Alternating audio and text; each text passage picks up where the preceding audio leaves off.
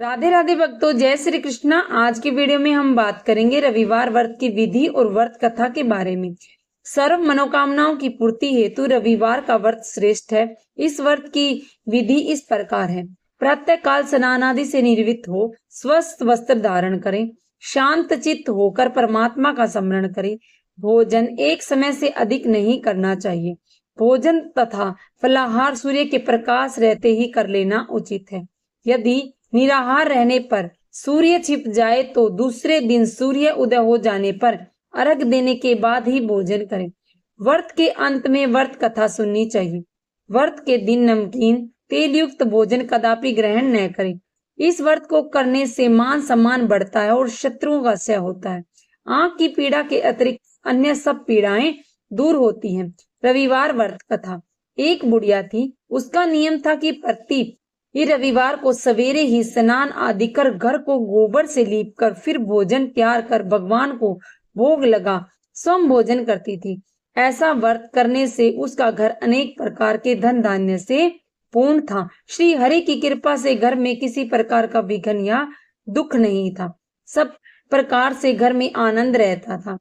इस तरह कुछ दिन बीत जाने के बाद उसकी एक पड़ोसन जिसकी गाय का गोबर वह बुढ़िया लाया करती थी, विचार करने लगी कि बुढ़िया हमेशा मेरी गाय का गोबर लेकर जाती है, इसीलिए अपनी गाय को घर के भीतर बांधने लगी। बुढ़िया को गोबर न मिलने से रविवार के दिन वह अपने घर को न लीप सकी, इसलिए उसने न तो भोजन बनाया और न ही भगवान को भोग लगाया, स्वयं भी भोजन नहीं किया।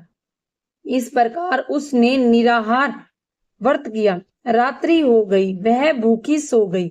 रात्रि में भगवान ने उसे स्वप्न में दर्शन दिए और भोजन न बनाने और भोग न लगाने का कारण पूछा।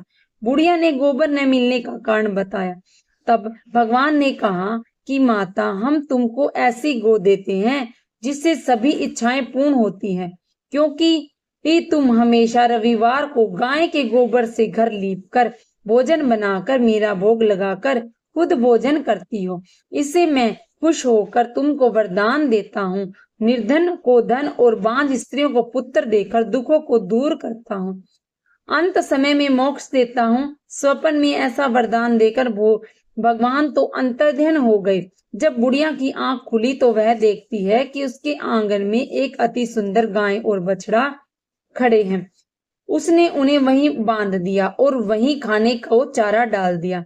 जब उसकी पड़ोसन ने बुढ़िया के घर से बाहर एक अति सुंदर गाय और बछड़े को देखा तो द्वेष के कारण उसका हृदय जल उठा और देखा कि गाय ने सोने का गोबर दिया है, तो वह उस गाय का गोबर ले गई और अपनी गाय का गोबर उसकी जगह पर रख गई। वह नित्य प्रति ऐसा ही करती रही और सीधी सादी बुढ़िया को इसकी खबर नहीं होने दी।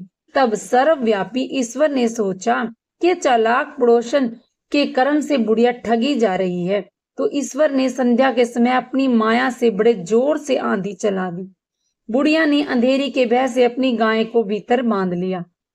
प्रातःकाल जब बुढ़िया ने देखा कि गाय ने सोने का गोबर दिया है तो उसके आश्चर्य की सीमा न रही और वह प्रतिदिन गाय को घर के भीतर बांधने लगी। उधर पड़ोसन ने देखा कि बुढ़िया गाय को घर के भीतर बांधने लगी, उसका सोने का गोबर उठाने का दाव नहीं चला, तो वह ईर्ष्या से जल उठी और कुछ उपाय न देख पड़ोसन ने उस देश के राजा की सभा में जाकर कहा, महाराज, मेरे पड़ोस में एक बुढ़िया के पास ऐसी गाय हैं जो आप जैसे राजाओं के योग्य है। वह नित्य सोने का गोबर देती है। आप उस सोने से प्रजा का पालन करिए।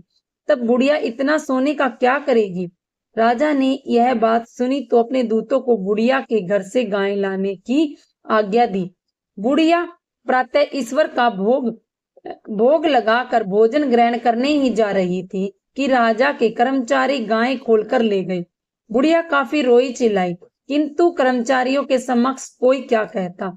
उस दिन बुढ़िया गाय के वियोग में भोजन न कर सकी और रात भर रो रोकर ईश्वर से गाय को पुण्य पाने के लिए प्रार्थना करती रही। उधर राजा गाय को देखकर बहुत प्रसन्न हुआ, लेकिन सुबह जैसे ही वह उठा सारा महल गोबर से भरा दिखाई देने लगा। राजा यह देखकर घबरा गया।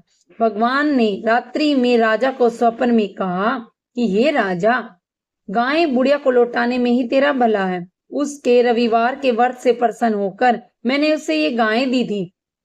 प्रातः होते ही राजा ने बुढ़िया को बुलाकर बहुत से धन के साथ सम्मान सहित गाय और बछड़ा उसको लौटा दिए और उसकी दुष्ट पड़ोसन को बुलाकर उचित दंड दिया। इतना करने के बाद राजा के महल से गंदगी दूर हो गई। उसी दिन से राजा ने नगरवासियों को आदेश दिया कि राज्य की और अपने समस्त मनोकामनाओं की पूर्ति के लिए रविवार का व्रत करो। व्रत के करने से नगर के लोग सुखी जीवन व्यतीत करने लगे। कोई भी बीमारी और प्रकृति का प्रकोप उस नगर में नहीं होता था। सारी प्रजा सुख से रहने लगी। रविवार की आरती। कहू लगी आरती दास करेंगे, सकल जगत जाकी जोत विराजे टेक। सात समुंदर जाके चरनानी बसे, कहाँ भयो जल कुंभ भरो हो राम। कोटि भानु जाके नख की शोभा, कहाँ भयो मंदिर दीप धरो हो राम। भार 18 रामा बलि जाके, कहाँ भयो सिर पुष्प धरो हो राम। 56 भोग जाके नित प्रति लागे, कहाँ भयो नवेद धरो हो राम। अमित कोटि जाके बाजा बाजे, कहाँ भयो झनकार करो हो राम।